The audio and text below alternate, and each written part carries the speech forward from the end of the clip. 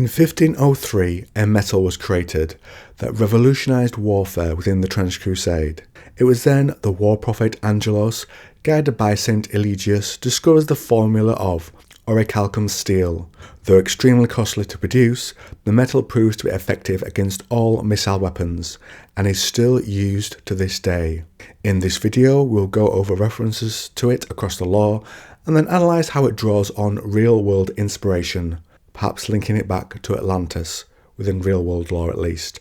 So welcome back to the trenches, and let's begin. Before the examples, let's look at those two real-world references, beginning with the War Prophet Angelos. I couldn't find any real-world references for that, however, Saint Ellegius fits very well. We are told Saint Ellegius, also called Eloi and Eloi, was a goldsmith before he was a saint. He was born around 588 in modern France. While still an apprentice, Ellegius was commissioned to create two thrones for the king of the Franks. By skill or by miracle, he was able to make two golden chairs with the materials needed for one. Inspired by this story, his later venerators were metalworkers and other craftsmen, earning respect for his achievement. Ellegius soon joined the royal court and became an influential advisor and later a bishop. Known for his charity and the monasteries he founded, another legend tells that Ellegius exorcised a demon from a horse by chopping off its hoof, fitting a horseshoe and then reattaching the beast's extremity. For this, Ellegius is patron of horses, vets and blacksmiths. So you can see how some of that fits pretty well when it comes to advising the War Prophet on this miracle. You can't help but feel the hands of the curator in that one. But there is still the real-world monetary limit on it. Whatever the method, it costs a lot, and so is limited in the amount that can be produced. And I imagine it goes for a high price, that it is a rarity. Though more likely in trench it's made by the church or donated to the church to aid in the war effort as part of the tithe. One big user within the current timeline of the setting is the Synod or Strategic Prophecy. With them, it is used in the Oculus helmet. These wondrous headpieces are created out of pure orichalcum, each one a unique masterpiece of engineering and craftsmanship. Since no two souls experience the voice of God the same, every Oculus helmet is custom made, attuned to its wearer's unique spiritual resonance. It lets its wearer tune to the voice of God and lets them see the past, present, future, and issue commands by reciting God's words. And the moving fortress of Britannia uses the metal as well. If there is a weakness to the moving fortress, we are told, it is the fact that it is the only one of its kind. England's reserves of orichalcum and other critical minerals that were required to construct the pride of the nation were depleted by the enormous effort to build it, and current production and trade of such materials can barely maintain the repairs to the fortress and the rest of the fleet. Moving on to the weapons side of things, in both their construction and for ammo, a tank splitter sword can be used. It takes years of grueling Mensa practice and field drills to acquire the required precision and speed to use the specialist tank splitter swords of the Guard Corps. Despite their great size, we're told they're over 6 feet long, they're remarkably light, and due to the large quantities of orichalcum used in their forging process, they are virtually unbreakable.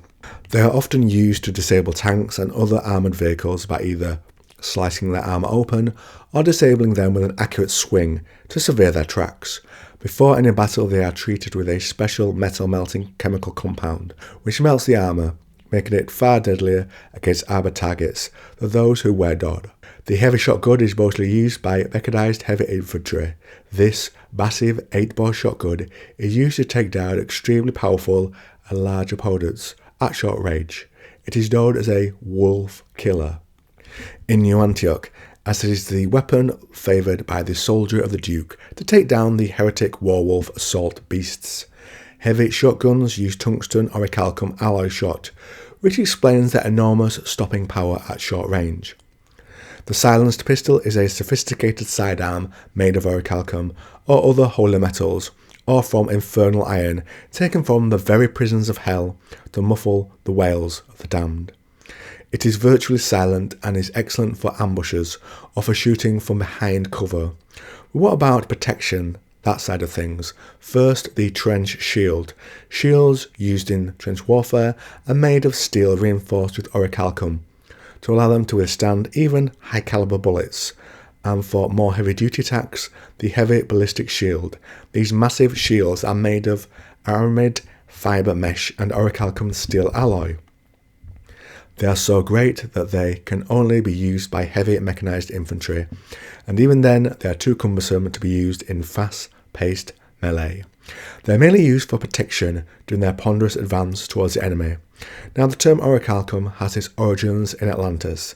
I can just say I'm in no way implying that Atlantis was something real in the Trench Crusade, just looking at its origin in the mythology of our world.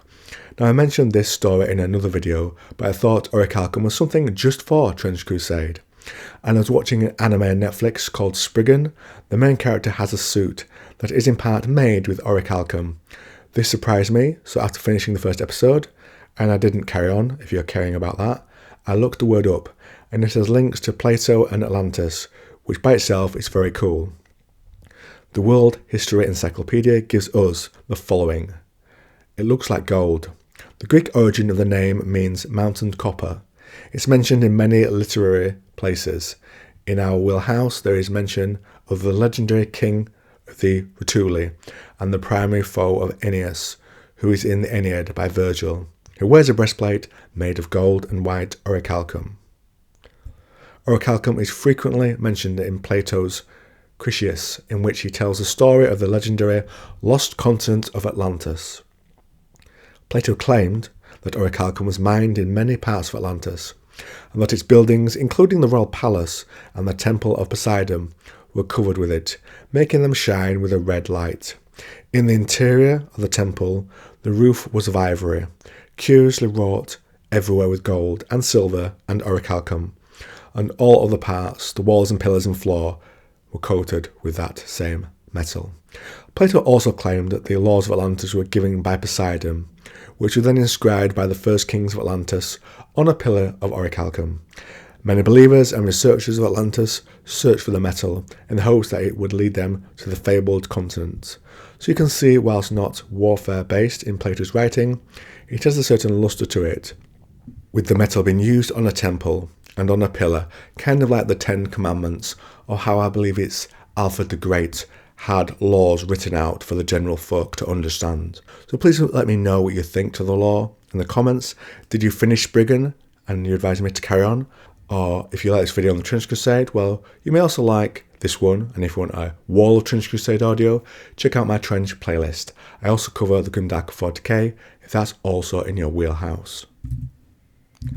And just a little warning here at the end regarding the 40k playlist. I used a variety of mics recording that over the several years I've been doing this. My current one's pretty decent. My previous ones were recorded on my phone to a degree, so if the audio quality goes back and forth, I apologise, but I hope you at least enjoy the content.